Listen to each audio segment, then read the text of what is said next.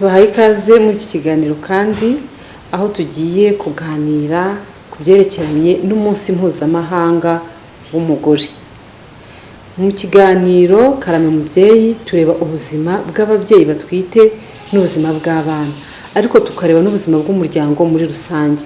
Uyu munsi rero mpuzamahanga w'umugore ni umunsi usanga isi yose ivuga cyane cyane ku mateka y'abagore bagiye baba intwari, ndetse no guhamagarira abandi bagore kuba bagira iterambere bigezaho kugira ngo bashobore kugira ubuzima bwiza. Nta buzima bwiza, nta magara mazima, nta terambere. Rero muri iki kiganiro cyacu tugiye kurebera hamwe uburyo dufite umubare munini w'abadamu ku isi baba bonyine bagatwita, bakabyara, bakarera, nta bundi bufasha bw'abagabo cyangwa se bw'undi muntu ari we wese bafite, kandi bakabasha kubigeraho, ndetse bakarera n'abana bakazaba abana bakomeye cyane mu isi, bakaba n'intwari zikomeye. Mu gihe tuzi neza yuko ubundi abana bakabaye barerwa n'ababyeyi bombi, hari umubyeyi w'umugabo, hari n'umubyeyi. Ese koko ubu buzima buba bworoshye? Muri iki kiganiro rero turi kumwe n'umutumirwa wacu uri buze kutuganirira uru rugendo rwo kurera ndetse kubyara umuntu ari wenyine, ariko akanatubwira icyo yumva kuri uyu munsi w'umugore. Ese umugore akwiye kugira izihe ngamba kuri uyu munsi? Akwiye kuwitegura gute?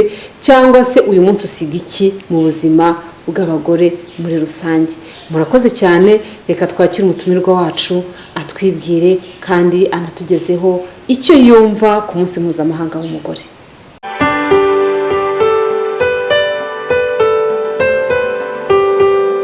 Murakoze cyane, murakoze ku butumire bwanyu kuri Karame Mubyeyi. Ni cano nkunda cyane, njya nkurikira ibiganiro, nubwo ntavuga ko mperutse kubyara cyangwa ko nitegura kubyara, ariko biramfasha n'ukuri, kuko hari igihe nkuramo impanuro nkazibwira na bagenzi banjye.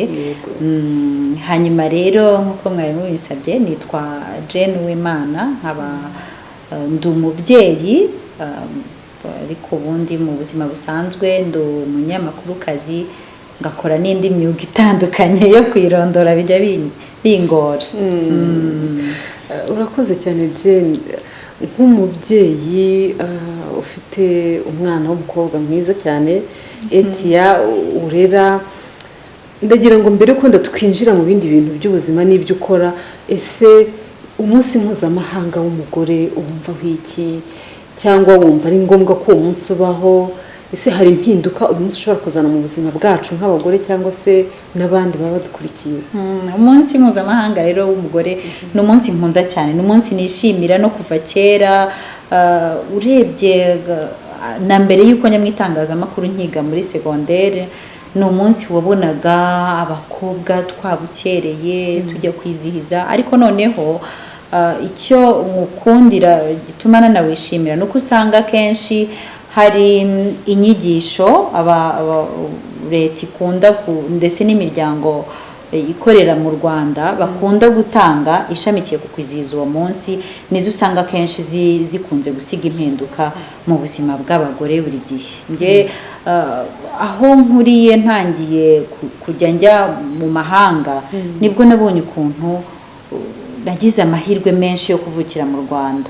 Hari ibihugu ugeramo wareba ukuntu badaha agaciro umugore, wareba ukuntu uburenganzira bwe buhonyorwa, ukibaza ese ntabwo wabona ko nawe ari ikiremwa muntu kinafite rwose agaciro gakomeye, ari mu gutangira ubuzima bwa muntu no mu kugeza umuntu abaye umuntu mukuru, ukabona ko batabyubahiriza rwose. Ejo nari ndi kureba France 24 bari kubivugaho, bavuga ko ari umunsi mpuzamahanga w'uburenganzira bw'abagore, Journée internationale des droits de la femme. Bo niko babivuga. Ubundi uvuze ngo umunsi w'umugore, umuntu yumva ntabwo ahita yumva uburemere bwabyo. Avuga se ku yindi minsi yo yaba ari abantu, usanga n'abagabo bakunda kubikoramo blague ngo ubwo ngo niwo munsi wanyu, ngo indi minsi ngo ubwo nayo ngo isigaye ni iyacu. Ugasanga barashaka kubihindura mu buryo bitari kumvikanisha ko ari umunsi wenda umugore atari buteke, kubera niba ari wowe usanzwe uteka ngo areke guteka ngo umunsi umugabo ateke, ngo niba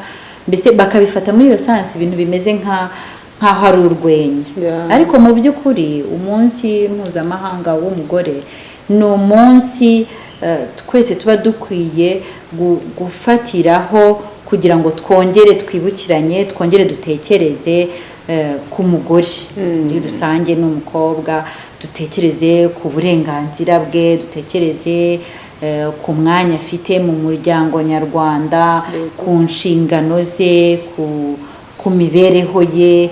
Noneho twe nk'abagore by'umwihariko ni umunsi burya tuba dukwiye gufatana urunana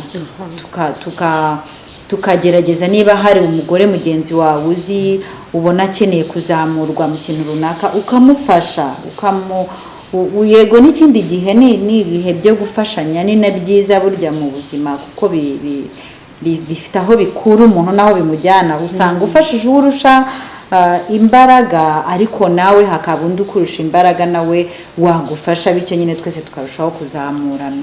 Mbona rero ari umunsi ni nk'urwibutso rwo kugira ngo nubwo no mu yindi minsi tuba dukwiye kwizirikanaho ku nshingano zacu, ku burenganzira bwacu, ndetse n'abagabo by'umwihariko nabo bakabizirikanaho uburyo bwo kubyubahiriza. Mu Rwanda ho rwose ni ikintu ntanagarukaho, mba numva nyuzwe kuko leta ihora ibishyiramo imbaraga, ukabona ko ibyemezo bagenda bafata bijyanye no kubahiriza uburenganzira bw'umugore ni ibyemezo byiza. Ariko noneho kuri twebwe nk'abadamu by'umwihariko natwe tuba dukwiye kongera kwisuzuma, kuko mbona uretse wenda n'ibi by'amategeko, imiterere y'umuryango, hari umuryango nyarwanda no mu bindi bihugu n'abandi batari abanyarwanda, usanga aho nabashije kugenda, imico nabashije kugerageza kwinjiramo, bose ubuzima buha umugore inshingano nyinshi. Wenda abantu bishyiramo ko umugabo afite inshingano nyinshi, kuko usanga henshi ari ugenda guhahira urugo, gukora imirimo y'ingufu, ariko uzi inshingano yo gutwita amezi 9, kwa kwigengesera, ni inshingano ikomeye, cya gihe cy'ingirakamaro cyane ku buzima bwa muntu. Noneho amaze kubyara, inshingano yo kurera, inshingano yo konsa, ni ibintu byikora. Ntabwo ari ukuvuga ngo ni umuntu wavuze ngo ni wowe ugomba konsa, nuko nyine Imana yaturemye ikaba ari twiha amashereka. Ni ukuvuga ngo rero ubuzima, imibereho iduha inshingano kandi zikomeye. Usanga rero nubwo twavuga ngo turaharanira uburenganzira bwacu, ariko buri burenganzira bujyana n'inshingano. Ni byiza ko kuri uyu munsi twajya tuwuririraho tukagerageza nanone kwisuzuma niba koko izo nshingano zacu tuzubahiriza, kuko nibwo byadufasha kubaka n'umuryango nyarwanda neza muri rusange. Nk'uko tubimenyereye mu kiganiro Karame Mubyeyi, akenshi tureba nyine bwa buzima bw'ababyeyi batwite, tukabaha amakuru kugira ngo bashobore kubaho neza mu gihe batwite no mu gihe babyara, ndetse na nyuma yaho mu gihe cyo kurera. Nk'uko ubikomojeho, hari ukuntu usanga nyine imico imwe n'imwe iha abadamu izindi nshingano ziyongera kuri iyo nshingano ikomeye Imana yabahaye. Nifuzaga ko tuvuga ku gice kimwe cy'ababyeyi.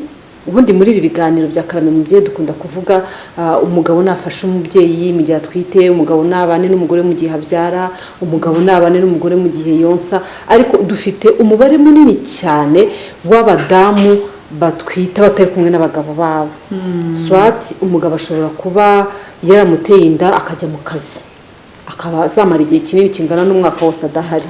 Hariho ushobora kumara gutwita umugabo w'agapfa, ibyo nabyo birashoboka, ugasanga umugabo ntagihari. Hariho n'utwita kuko yabishatse akavuga ati njyewe ndumva nshaka kubyara ariko ntari kumwe n'umugabo, hari icyo kintu yahisemo, abo nabo barahari. Noneho muri icyo cyiciro cyose hariho n'abandi bisanga batwite bari kumwe n'abantu baga, ariko icyo kikaba impamvu ituma wa muntu wamukundaga muvaho, ugasanga amubwiye ati ndatwite, undatirika da. Wa muntu nawe akisanga nyine ariko asigaranye nyine ya nshingano nk'uko wabyise yo gutwita Imana iba yaramugeneye, kandi agahitamo nyine kuzabyara wa mwana. Noneho ndagira ngo udufashe muri iki kiganiro twibande kuri abo bantu.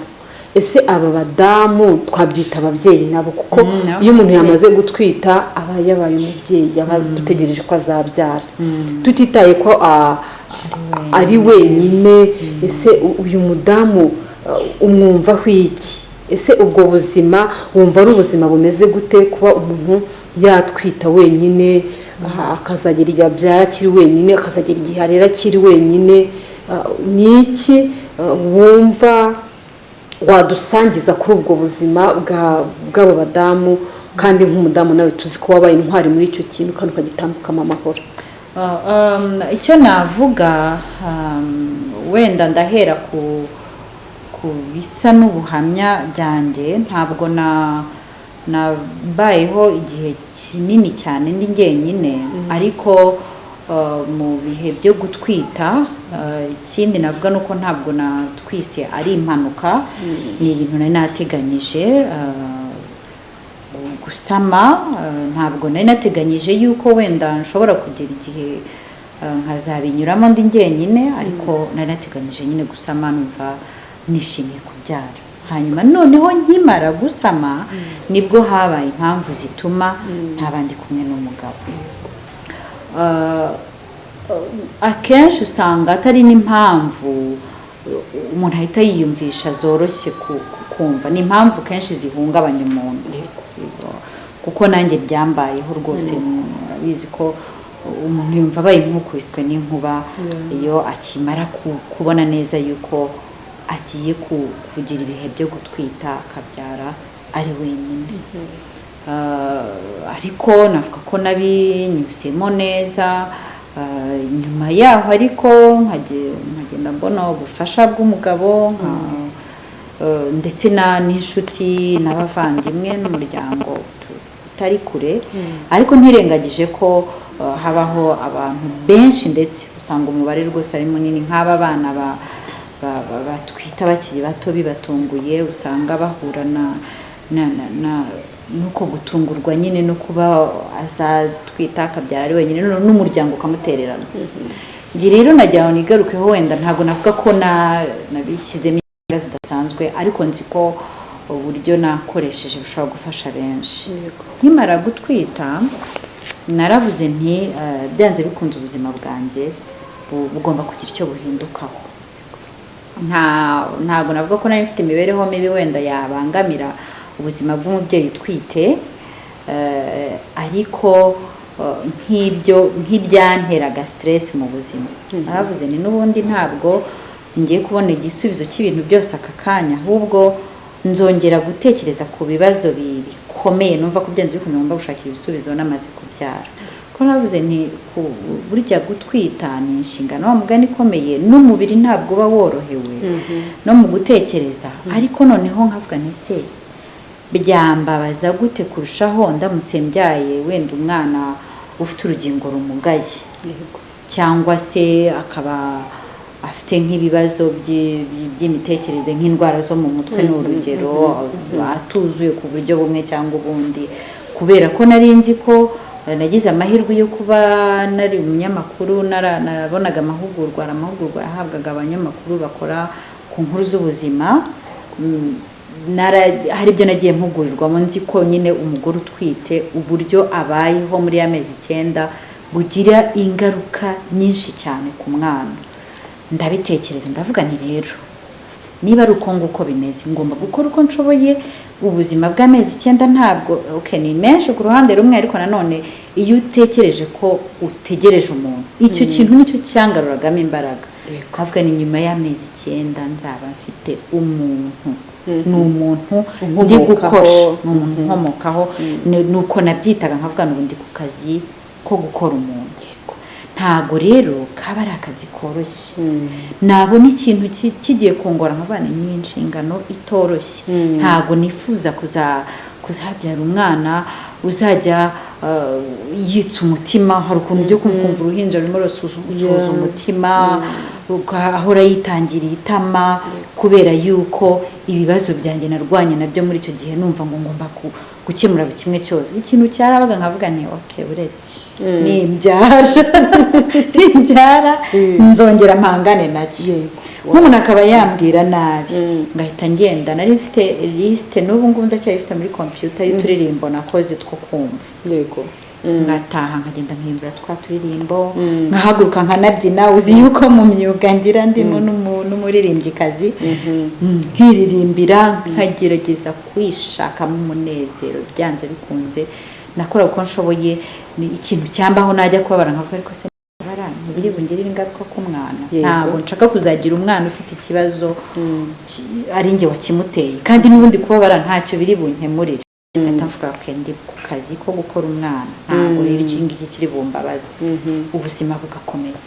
Nubwo nyine nashatse gutekereza cyane nkuvuge ngo wowe ngo ubuse ko ngiye gukomeza ubuzima njyenyine, ubuse bizagenda bite. Ndavuga reka nibura mbanze nkemure mbese ni nko kuvuga ngo kwanza gukemura ikibazo kimwe.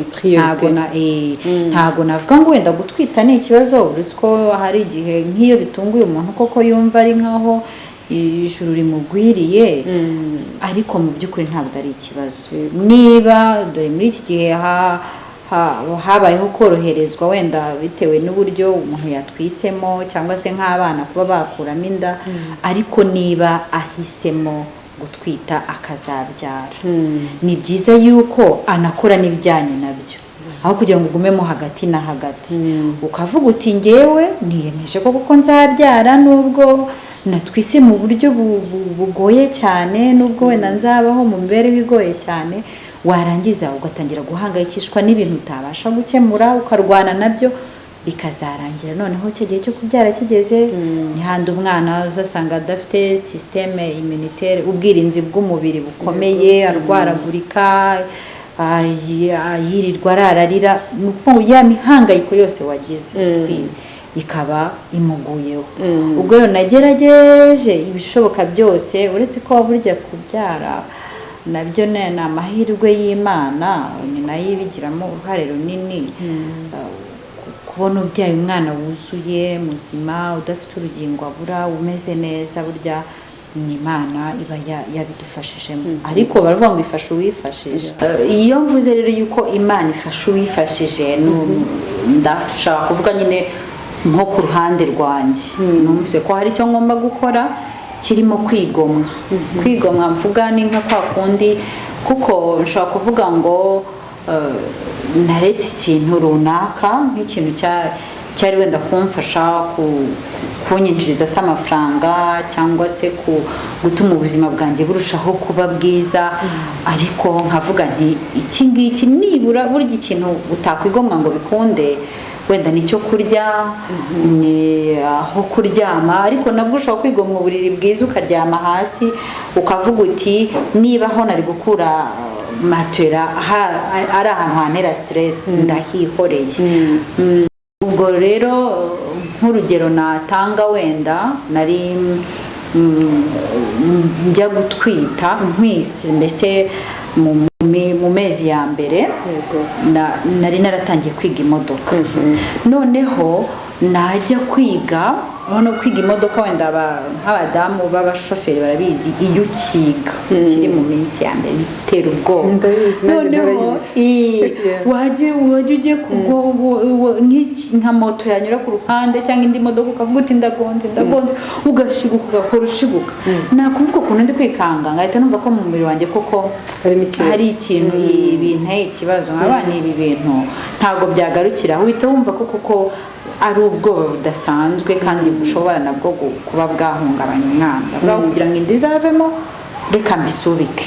Mu by'ukuri si uko ntari nkeneye kumenya gutwara imodoka, nakoraga amajoro, kandi nta nubwo nari ngiye guhagarika gukora amajoro, kuko nahagaritse gukora amajoro rwose ntwite inda nkuru mu mezi arindwi umunani. Ariko ndavuga nti mu majoro nategaye taxi voiture, nzihangana niba byabaye ngombwa yuko ngenda n'undi nongere nyitege, ariko nziga imodoka ruko ndangije iki gikorwa, umurimo wo gukora umuntu wo kubyara. Noneho nk'urundi rugero, navugaga amakuru kuri Radio 10, nari mu senior journalist, abanyamakuru bo hejuru b'abanyamwuga bazwi, ariko noneho ndebye ukuntu bitera stress, byari bimvunye pe, byari bimvunye cyane, n'inda nayitangira kungwa nabi, ndavuga ni ibintu ngiye kubihagarika. Si uko nari mfite amafaranga menshi rwose, hari imishinga myinshi yahise ihagarara kubera nuko guhagarika akazi. Ndavuga nti ubufasha buke nshobora kubona bwatuma mbona icyo kurya nkabona aho kuryama burampagije, nkajya niyumvira umuziki. Burya umuziki urafasha cyane, sinzi niba kubera ko nkunda umuziki, ariko no mu buzima busanzwe kuba watoranya indirimbo ukunda, ntabwo wamara iminota 20 ukizumva utaramererwa neza. Ibyo nkunda kubigarukaho, nkavuga niba ufite ikibazo rwose kigukomereye ushaka kwiyibagiza, aho kugira ngo ube wanywa inzoga, niba ukunda umuziki wakoresha. Bivuze ko ababyeyi batwite nabo umuziki ushobora kubafasha mu kwibagirwa ibyo bibazo, mu kwikiza agahinda. Ariko burya ugusha neza n'umwana, nk'umubyeyi kwita inda nkuru, harya umwana atangira gukina agize amezi 5-6. Yego. Uyu nashyiragamo umuziki nkajya kubona nkabona indahanira hengamye, niba bari kubyina ariko ubona ko aguwe neza pe. Ikiganiro cy'umuziki tuzakigaruka muri Karame uzakibabwira.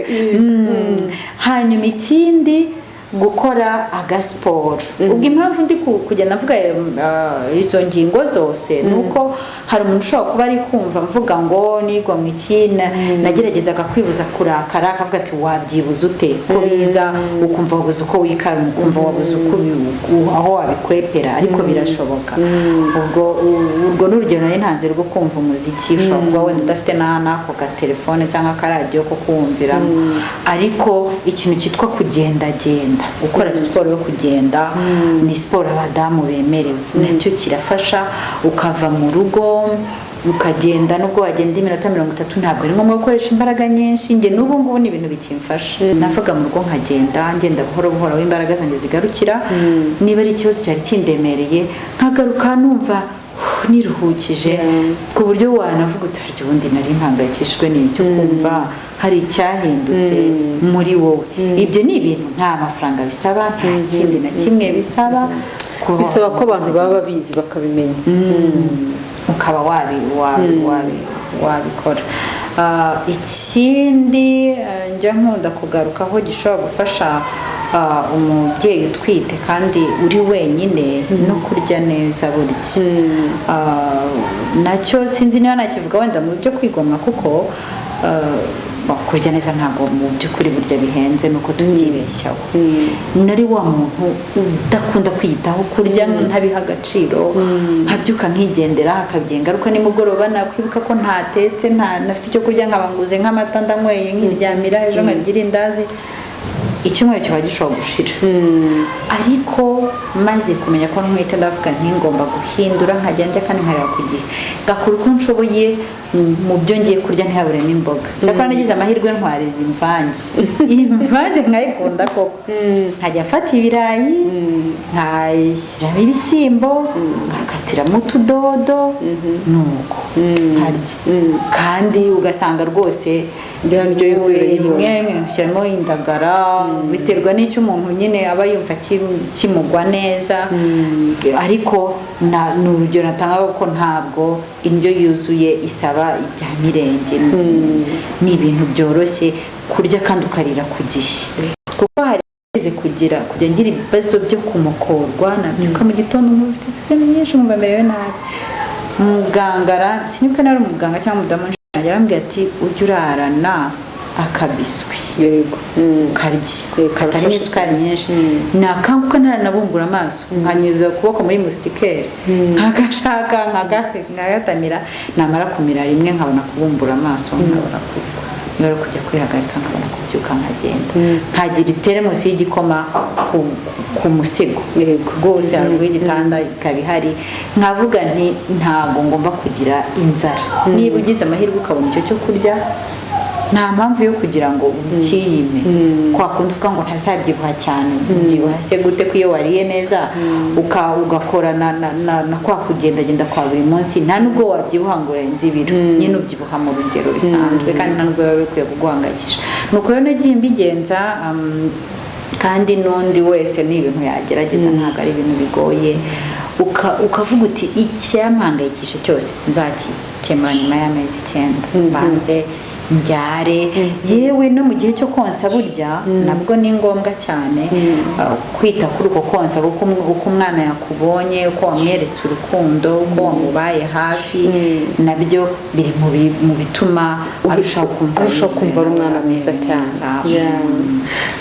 Jane Uwimana arakoze cyane rero ni umudamu w'intwari ni umudamu w'umunyembaraga abantu benshi baramuzi muri karaoke ni umudamu ukunda kuririmba abandi bamuzi nk'umunyamakuru adusangije ubuhamya bwe bw'urugendo rwo gutwita no kubyara ni ibintu byiza cyane jewe numvishije ari ibintu nakomeza kumva ariko hari ikintu yavuze gikomeye ibintu dukwiriye kugira twakwigomwa kugira ngo abana bari muri twebwe turi kuremera muri twebwe babashe kuremwa neza. Mu kiganiro cyacu rero kandi umubyeyi dushinzwe nyine guha ababyeyi badukurikiye amakuru y'ubuzima kugira ngo barusheho kugira ubuzima bwiza mu gihe batwite mu gihe babyara ndetse na mu gihe cyo konsa nyuma yaho hazakurikiraho no kurera. Hari ikintu yavuze ati rero nigomwe kujya kwiga imodoka kugira ngo ndinde umwana wanjye ko azavuka yikanga. Mu by'ukuri ibintu Jane yavuze bibaho ubuzima wabayemo utwite ni nabwo buzima umwana wawe avukana. Ababyeyi rero batwite badukurikiye ababyeyi bose badukurikiye kuri uyu munsi mpuzamahanga w'umugore ndagira ngo twongere twibukiranye nk'ababyeyi nk'abagore kumenya agaciro k'umwana uremerwa muri twebwe kumenya agaciro k'amashereka twonsa abana bacu kuko ari bwo buzima tuba turi kubaha. Yavuze rero ikintu cyo mu by'ukuri ni ikintu abamama mwese mudukurikiye mukwiriye kumenya mu gihe utwite n'iki wigomwa mu gihe utwite n'iki witaho kugira ngo ubuzima bwawe n'ubw'umwana utwite buzabashe kuba bwiza. Ntabwo byoroshye kwigomwa akazi kugira ngo umuntu abashe kurema umwana uzaba umwana nyine ufite ubuzima bwose ubuzima mu byerekeranye n'imitekerereze fizike mbese azakura ari umwana wujuje ibyangombwa byose. Ariko mfite ikibazo nashakaga kukubaza nk'umubyeyi wabayeho hari igihe kinini wabayeho uri wenyine utari kumwe na se w'umwana cyangwa n'umupapa ni nk'iki kintu wumva wibuka cyakubabazaga ukavuga uti iyaba umugabo yari ahari iyaba nanjye umugabo wanjye yari ari kumwe nanjye abamfashije iki ni nk'iki wumva cyaba cyarakubabazaga ukumva ushatse cyangwa wifuje ko yakabaye ahari? Ni byinshi mu by'ukuri ariko ubwo hari ibintu bimwe nibutse niyo mpamvu mise mwenyura kuko nyine iyo umuntu yabirenze aba yibaza ukuntu byari byagenze.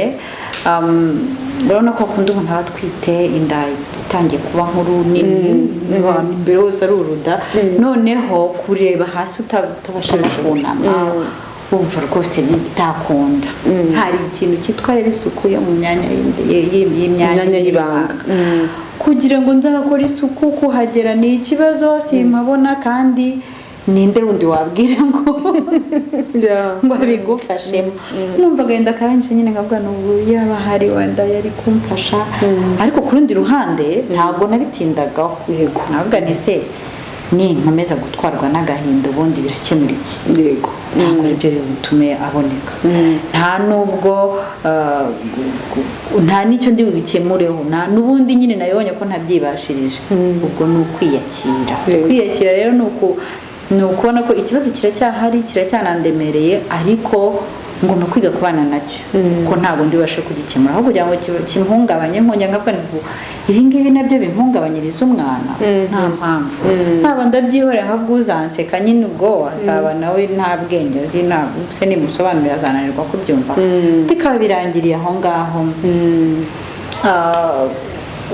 Wenda ikindi ni ikirango nka kwa kuntu umuntu akeneye akantu runaka uvuga uti iyo mba afite umuntu unyitayeho nari kukamusaba wenda nk'ibyo kurya ukuntu ababyeyi yagira gutya kumva ashatse nk'ikintu ashatse cyane nkavuga se ndabisaba ndetse nkumva mu mutima nyine ko bindemereye ariko ku rundi ruhande nkavuga ni ngomba kwiyakira reka mbanze umurimo wanjye buri gihe navuga nti ndi ku kazi ko gukora umuntu nuko nabyitaga kugira ngo mbashe kugenda neza rwose ngarukanye morale yanjye ndamahoro nkavuga nicyo nzi cyo amezi 9 nashira nzabona uruhinja rwanjye kandi rumeze neza icyo gitekerezo kigatuma numva njye nkavuga wagira ngo rwose naramwiremeye uko nabitekereza uko numvaga mbishaka niko byagiye bigenda nkabyende nko kwizera ko arimo numvaga mbyizeye ko bizagenda neza ariko nyine ujya kwizera ko bizagenda neza nawe ukurikije imbaraga uba wabishyizemo exactly uti ngiye ibyo nasabwaga nabikoze bisigaye Imana iri bubikore iki nifuzaga kugira ngo udusangize ababyeyi badukurikiye ndabizi ko hari abamama benshi cyane mwagiye munsaba kuzavuga ku byerekeranye n'ubuzima bw'umubyeyi ubyara yibana mpitamo rero kugira ngo tuzabone experience y'umuntu wabinyuzemo kandi abitambukamo amahoro ntekereza ko muri kwiga ibintu byinshi cyane nanjye biri kumfasha ariko nashaka kukubaza urabona ko kundi umubyeyi bagejeje igihe cyo kubyara wariteguye waguze imyenda y'umwana waguze ibyo uzambara waguze bya bintu byose abamama batwite begereje kubyara baba bafite none ugejeje cyagiye cyo kujya kubyara ariko nyine ntabwo umugabo hari n'umubiri utisheri imperekeza ese aho hantu ndagira ngo usangize abamama bajya baza kubyara badafite uwo muntu bumva bakunze cyane cyangwa badafite se w'umwana ese yumva wowe byari bimeze biti ni izihe mbaraga wakoresheje kugira ngo wumve ko ugomba kubyara adahari kandi umwana nyine avuke neza ese urikunda ibise byaba byarakugendekeye bite ntabwo avuga ngo wenda yaza kuba hari muri cya gihe cya wa mubabaro w'ibise twese tuzi ko biba bitoroshye ni ibintu bisanzwe nubwo twebwe wenda iyo umuntu ari wenyine nka kwa kundi unyagiranwa n'abandi ukumva ni wowe watose kurusha abandi kuko mpita mfata urugero nkavuga nti no kufite umugabo babana umunsi ku munsi ese uwo mugabo ntazagira akazi ashobora kujya mu kazi urabizi ko mu mavuriro ya leta ahenshi usanga iyo umugore yinjiye mu hahandi baramira ibise byamaze kumufata babwira umugabo ati gendere uragaruka byose byarangiye ngira ngo batinye kubera ko hari abagabo benshi baba batajijutse areba ububabare bw'umugore nawe bikamuhamura bakaba bashobora no kutazongera kumwegera ubu turimo turashaka ko abagabo bajya baza bakabibona baba bakwiye rwose ariko noneho mu gihe n'ibyo bintu bitarakunda ngo baze twibuke ko hari henshi bataboneka baboneka kandi atari ukubera yuko batabishatse wenda babigerageje biranga bari mu kazi hari impamvu nyinshi hari hafi aho wa wundi rero we wihakanywe ntabwo ari ugomba kumva yuko aricyo kibazo kiremereye kurusha ibindi hariya ni ahantu noneho kwa kundi umuntu yihanganye mu mezi 9 kwa kundi yitwararitse hariya ho ni ibindi bindi niyo ni kwa kundi bavuga ngo iminota y'inyongera mu mupira w'amaguru ntabwo bisobanura cyane mu mupira w'amaguru ariko ndi yuko nyine mu minota ya nyuma abantu baba bakanuye cyane bavuga bati byose birashoboka bishobora no guhinduka bishobora gusanga batsinze n'ikindi gitego mbese umuntu aba agomba kuba maso kuko ni ahantu hari critical sinzi uko mu kinyarwanda nabivuga ariko ni ahantu h'ingenzi cyane kwitondera ni ukuvuga ngo niba waririnze stress mu mezi 9 ugomba kuzirinda no ku munota wa nyuma ukajya ikintu cyangaruraga morale nkubwire se ko ngewe nabyaye mu buryo busanzwe ariko bari banyongereye ibise ubundi baravuga ngo bikaryana cyane iyo bakongereye ibise ariko si ukubeshye numvise ari ibintu bisanzwe nyine ububabare narabwumvise ubwo ko ntabwumvise ubwo ko ntarize ngo mboroge ariko nabaga mfite ijwi mu mutima rimbwira riti ihangane ugiye kubyara umwana nta hantu ushobora kugenda ngo ugure umwana nta uruganda ushobora kujyamo ngo umukoreshe natekereza umwana uri buvuke dusa nkajya ndibaza baraba ameze ate igise cyankubita nkavuga ntaraje turi hafi ngewe nkaguma ahubwo muri ibyo mfite iyo morale mvuga y'amezi 9 yose nababaye noneho agiye kurangira ntabwo rero ndi gutekereza ngo umugabo ko adahari urumva nanabyariye ku Muhima niyo aba ari aho ngaho ntabwo bari gutuma yinjira rwose nkumva yamora irahari mpaka umwana mushyize hasi numva ndanezerewe ndavuga ntabwo naruhiye ubusa. Noneho hari n'ikindi cyamfashaga. Ahantu nari naramiye hari akumba habaga harimo ibitanda bibiri bagashyiramo irido, umuntu akaba afite asa n'aho afite akumba ke ariko ku buryo no hirya y'irido ashobora kuvugana n'umuntu mwegeranye. Haje umudamu aje kwarama nyine kwabo n'umuntu aba afite ibise ategereje kubyara. Umudamu aza nawe bamuteye ibise bamwongereye afite umwana wamupfiriyemo. Urumva ari bwo akibimenya ababaye nawe bya bise bijya nawe akavuza induru. Noneho yataka ngahita nibuka ko yambwiye ko hatarimo umwana muzima kandi abizi. Urumva ngahita avuga Imana ubu se navuga iki kindi ko nkumva simfite n'uburenganzira bwo gutaka. Nkumva agahinda kanyishe ariko nyine byose nibiberaho kugira ngo bitwigishe. Ku rundi ruhande ngahita mvuga nti rero bintere na morale mvuge nti Imana ishimwe ngende ku mpamvu ifatika.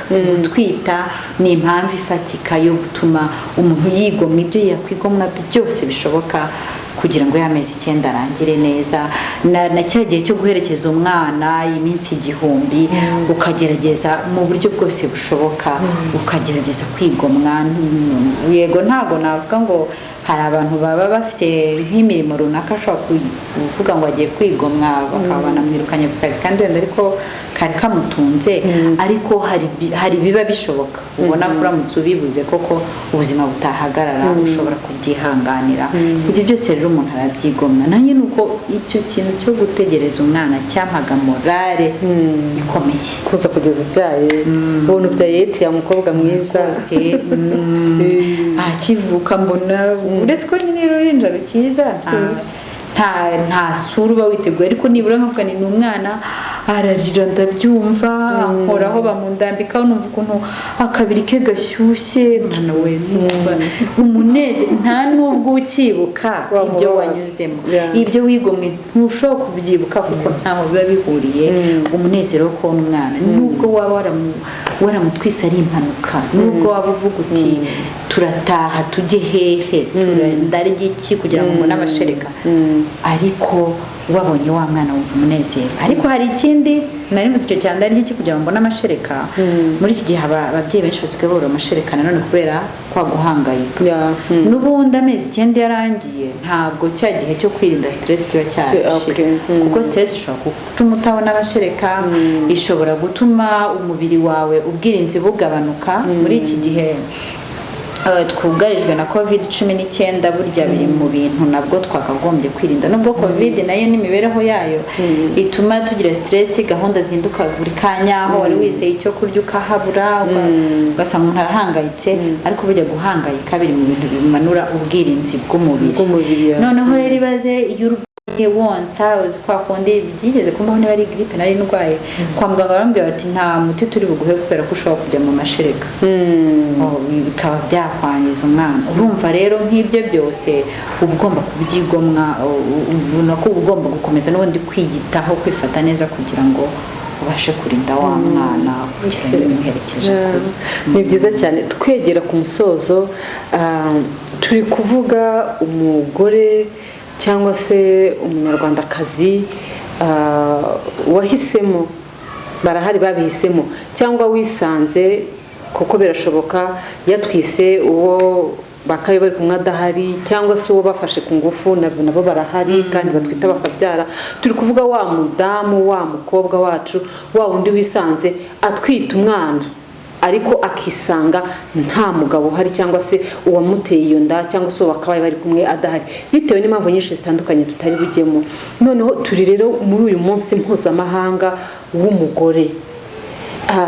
Hari ikintu wakomojeho bivuze neza ko mu gifaransa bavuga ko ari ni umunsi international droit de femme, droit de la femme. Ni ukuvuga ngo ni umunsi w'uburenganzira bw'umugore noneho handagira ngo wenda udusangize gatoya hari ukuntu muri sosiyete yacu iyo umuntu yatwise adafite umugabo usanga byabaye ikibazo ugasanga ntibamwitayeho ugasanga baramuvuga ugasanga sosiyete iri kumurojeta ugasanga tuvuge urugero niba ari wa mwana w'umukobwa munsi y'imyaka 18 bati ni indaya niwe wabyijyanyemo undi se na kera na kare niba ari umukobwa mukuru bati n'undi yarasanzwe n'inda mbese ugasanga ba bantu batwita badafite abagabo bazwi ntabwo sosiyete barekoganizinga ntabwo bahabwa icyubahiro nk'ababyeyi ntabwo bubahwa rimwe ne mugasanga nyine barahohoterwa se kuri uyu munsi mpuzamahanga w'umudamu nihe message waha sosiyete muri rusange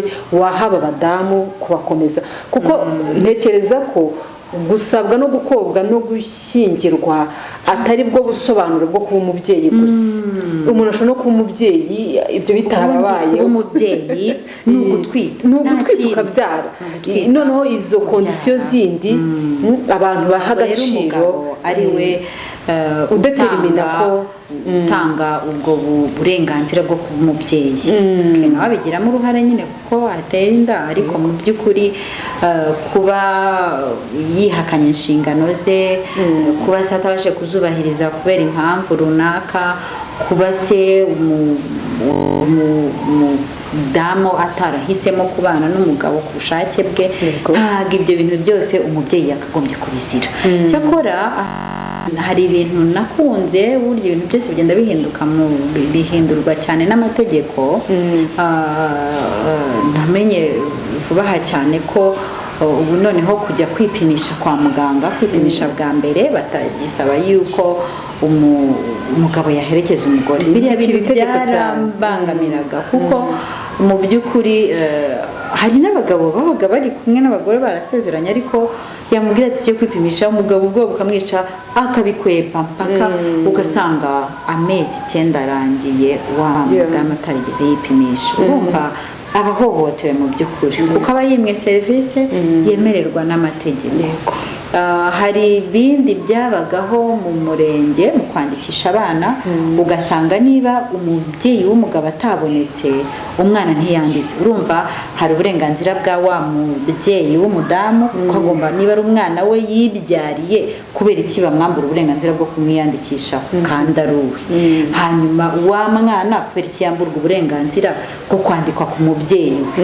ko agize amahirwe uwo mubyeyi akaba hari ari umubyeyi we kuba umubyeyi w'umugabo yaramwihakanye kuki byamubuza uburenganzira bwo kwandika ku mugore cyakora ibyo byarahindutse nabyo rwose numvise turashima leta y'u Rwanda uburyo igenda ishyira ingufu mu guhindura ibintu byinshi cyane no kubyerekanye n'ubuzima bw'umwana n'umugore ubona ko hahindutse ibintu byinshi uko iminsi igenda ubona ko bwa burenganzira bugenda rwose bugenda bwubahirizwa hakaba harimo na byinshi nanone bigikeneye gukorwaho ni byiza ni nayo mpamvu n'uyu munsi ubaho kugira ngo abantu bongere bisuzume bavuga bati se inshingano zacu turazubahiriza uburenganzira bwacu burubahirizwa ubwo ndavuga ku ruhande rw'abagore niba bavuze ngo uburenganzira bwacu burubahirizwa natwe tujye duhita twibaza ngo ese inshingano zacu twebwe turazubahiriza kuko uburenganzira bujyana n'inshingano niba baguhaye uburenganzira urugero nyine bwo gutwita ukabyara nta kibazo uri wenyine baranakwitaho kwa muganga ariko nawe wumve ko ufite inshingano zo kwita kuri uwo mwana wenyine kuko nyine umugabo ntawe uhari ubwo ni inshingano yawe ntabwo uvuga ngo nukongera kujya kwiruka kumushakisha umwana nawe ngo abihomberemo nkaho watuje ngo umushakire ikimutunga usange nawe uramuhohoteye cyangwa se umutuye umujinya hari benshi usanga wagira ngo umwana niwe uzishyura amakosa ya se ariko urumva ku ruhande rw'umubyeyi w'umudamu aba ari guhohotera wa mwana nubwo baguha uburenganzira nawe nyine ugenda ureba ko uburenganzira bwawe budahonyora ubwundi ko ubundi byakagombye kugenda no mu mibereho muri rusange hanyuma noneho mu muryango nyarwanda muri rusange usanga b'abadamu bibana cyane cyane abana basambanyijwe nk'imiryango hari ikintu igikora cyo kubatererana, kubashyira kure, kubacunaguza. Biriya bintu rwose niba leta y'u Rwanda nk'uko n'andi mategeko yakozeho bikagenda bigira impinduka, ni ukuri abanyamategeko nibo basobanukiwe uburyo babigenza, ariko biba bikwiye guhinduka. Hakabaho amategeko avuga ati niba acunagujwe, niba urugero wenda yaragize ibyo byago byo gusambanywa, agahitamo kurera umwana, kuko ubundi umwana uri munsi y'imyaka 18 yemerewe gukurirwamo inda mu gihe abisabye itarageza ku byumweru 22. Hanyuma rero niba kuko nanone n'uburenganzira bwe kuba yahitamo gutwita akabyara, niba bihisemo umuryango we ntuhonyora uburenganzira bwe ngo umuhohotere kubera ko azize uko guhitamo. Niba bihisemo baracyara ababyeyi be, bafite inshingano zo kumurera, bafite inshingano zo kumwihanganira kuzagera n'ubundi ntaragera muri cya gihe cy'ubukure, nubwo wenda byaye undi mwana nawe akaba yitwa umubyeyi, ariko za nshingano bafite ntaho zagiye. Hari ibindi bintu njya mbona bikunze gukorwa cyane cyane ku bana bari munsi y'imyaka 18 b'abana baba basambanyijwe, ugasanga ahisemo nyine kuba yarira umwana. Sinzi niba byo hari icyo amategeko abivugaho, ariko nanone nkurikije ukuntu mbona bikunze kubaho, menya nta mategeko ahari abarengera. Usanga nyine niba ahisemo gutwita no kubyara, iwabo bahita bamufata nk'aho ari igicibwa, nk'aho atakiri umwana wabo, inshingano z'umubyeyi ugasanga ziribagiranye, nyine baramutaye, nta kundi kurerwa akibonye, ugasanga nyine abaye umwana ugiye kurera undi mwana, kandi mu by'ukuri ababyeyi nabo baba bagifite za nshingano zabo. Hari ibindi bibaho nanone no ku bakuze, niba umuntu yahisemo nyine kubyara umwana we akaba yamurera, ntabwo ari byiza yuko yahohoterwa mu buryo bumwe cyangwa ubundi, bima serivisi, kubacunaguza se. Numva rwose mu by'amategeko hari nk'uburyo byasobanuka, bakavuga bati uburenganzira bw'umubyeyi, wenda sinzi niba bavuga uburenganzira bw'umubyeyi gusa, ntabwo ndi umunyamategeko ngo umenye ukuntu babikora, ariko mbese uburyo habaho kurengera wa mubyeyi utwite n'igihe abyariye, nawe bakamuha agaciro, ku buryo bavuga bati nukora iki kintu wenda numwima serivisi runaka cyangwa numubwira nabi, afite uburenganzira bwo kujya kuripotinga akavuga ati uyu muntu yampohoteye. Wenda ibyo bizatuma wa mubyeyi yumva nawe yisanzuye muri sosiyete, yumve yuko hari uburenganzira bwe bwubahirijwe. Turimo dusoza, ni byiza ko kuri uyu munsi w'umugore, umunsi mpuzamahanga w'umugore, aba badamu nabo basohoka mu kintu cy'ipfunwe, kumva ko muri sosiyete nta gaciro afite.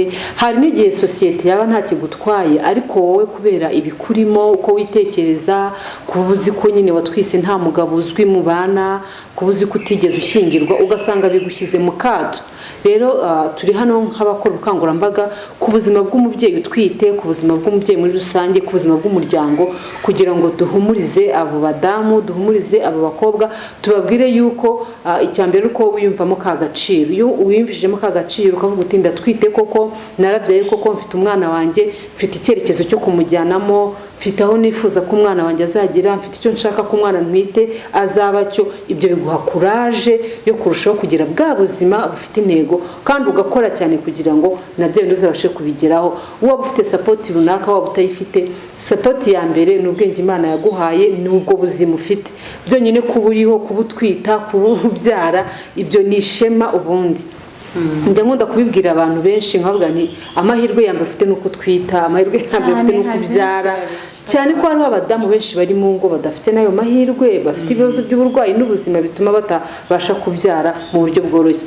Rero wowe watwise, tutitaye kuri condition, tutitaye kuri circonstance, turakubwira ngo tuguhaye inkomezi, turakubwiye ngo uri umubyeyi nk'abandi, sohoka mu ipfunwe, sohoka mu kumva ko nta gaciro ufite muri sosiyete, uragafite, uri umubyeyi kandi rwose uwo mwana wawe nawe asaba umuntu ukomeye. Rero Jane nk'umunyamakuru cyangwa se umudamu wanyuze muri ibyo bintu kandi ukabisohokamo neza, ese hari ubukangurambaga bwaba bukorwa kugira ngo aba badamu bahari bari hirya no hino bashobore gukanguka, bashobore kumenya ko n'abari abadamu bashoboye, bashobore kumenya ko banezerwa, bakwishima bakava muri uwo mwitero w'agahinda, bakareka gutura abana babo umujinya wa mugani bishyura ibyo base bakoze, ahubwo bakarera umwana uzaba umwana.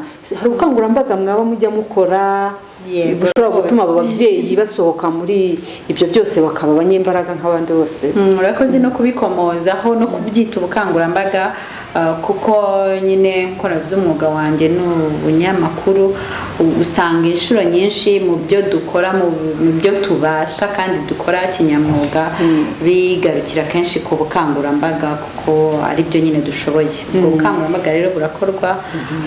Nkanjye ku giti cyanjye byabaye ngombwa yuko ntangira blog, website ndetse na YouTube channel, mbonereho no kubwira abakunzi ba Karame Umubyeyi ko bitabuza gukora subscribe kuri Tubeho Neza, niko YouTube channel yitwa. Nayitangiye kugira ngo nje mbasha guhugura, tubashe guhugurana, gutanga ibitekerezo byerekeranye n'ubuzima muri rusange n'imibereho myiza. Imibereho myiza rero harimo byinshi, ariko noneho hakaba hari n'ishyirahamwe, kuri giti shyirahamwe ko n'umuryango social enterprise, n'umuryango w'abadamu bafite ibitangazamakuru. Turimo turi abadamu 17, umuryango witwa Women Media Owners for Change. Twawise gutyo kuko turi abagore bifuza kuzana impinduka muri sosiyete. Izo mpinduka rero zizahera mu kwigishanya, mu guhugurana, ariko twibanda cyane ku mugore, uburenganzira bwe n'inshingano ze. Urebye ni naho ngaho bigenda bigaruka, hagenda hashamikiraho umwana, ariko ahanini urebye bibari bigaruka cyane ku mugore kugira ngo nawe abashe gukomeza kugira iyo mibereho myiza, ariko nanone nawe adahungabanyije abandi bo mu muryango nyarwanda ngo yitwaze ngo kubera ko ari uburenganzira bwe ni ngombwa. Niyo mpamvu tujyanisha bwa burenganzira n'inshingano. Ubwo bukangurambaga rero burakorwa rwose, ibiganiro birahari byinshi bitangwa, inkuru zirakorwa, urumva muri ibyo bitangazamakuru 17, ariko noneho nyine no kuri Tubeho Neza by'umwihariko hari ubutumwa butandukanye nyine ngenda nshyiraho. Reka turarikira abadukurikiye ko bajya kuri Tubeho Neza kuko avuga cyane cyane no ku buzima bw'umukobwa, bw'umwana w'umukobwa. Ikiganiro cyitwa Kumbe, ikiganiro gikurikirana cyane kuri Kiss FM. Urumva yuko adufitiye rero amakuru menshi cyane y'ubuzima kandi yadufasha kubaho neza muri sosiyete nyine. Ubwo mujye kuri Tubeho Neza rero, mukore subscribe kandi mujye mukurikira kugira ngo twese turusheho kwakira aya makuru y'ubuzima atuma turushaho ry'iterambere rirambye. Kuri uyu munsi rero umugore, umunsi mpuzamahanga w'umugore, tubifurije kuba abagore b'abanyambaraga, tubifurije kuba abagore b'abanyamahirwe, kandi tubifurije kugira ubuzima bwiza butuma twe n'abana bacu tuzabaho neza kandi tukazagera ku iterambere ryose twifuza. Rero tubararikiye kuzadukurikira mu kiganiro cy'ubutaha.